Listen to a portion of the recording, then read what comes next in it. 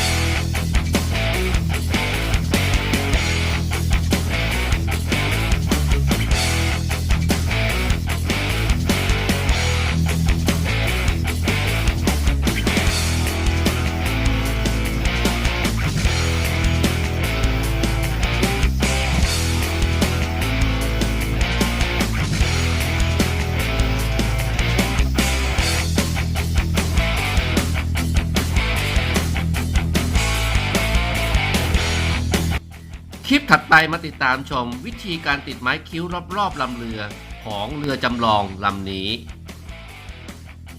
มาถึงช่วงท้ายคลิปกันแล้วขอแนะนำรูปแบบเรือสวยๆที่มีความยิ่งใหญ่อลังการงานสร้างที่เป็นเรือจากทุกประเทศทั่วโลกโดยการคัดสรรนำแบบเรือที่มีชื่อเสียงมีเกียรติประวัติที่ดีที่สุดของแต่ละประเทศมามอบให้กับท่านผู้ชมที่ชื่นชอบงานเรือโบราณโดยทางชเวงชิปโมเดลมีรูปแบบเรือที่สุดอลังการกว่า100รูปแบบเรือที่ทางทีมงานของชเวงชิปโมเดลสามารถผลิตตามต้นแบบด้วยความละเอียดปานนีตถูกต้องได้สัดส่วนเสมือนเรือจริงๆทุกประการโดยการควบคุมดูแลการผลิตจากครูช่างอย่างชเวงชิปโมเดลทุกขั้นตอนหากท่านผู้ชมสนใจในงานเรือโบราณสามารถติดต่อได้ตามเบอร์ 089 991 2901 ได้เลยนะครับฝากทุกท่านช่วยกดถูกใจกดติดตาม กดกระดิ่งให้ช่องเฉวงชิปโมเดลและติดตามชมคลิปถัดไปของช่องเฉวงชิปโมเดลด้วยนะครับสวัสดีครับ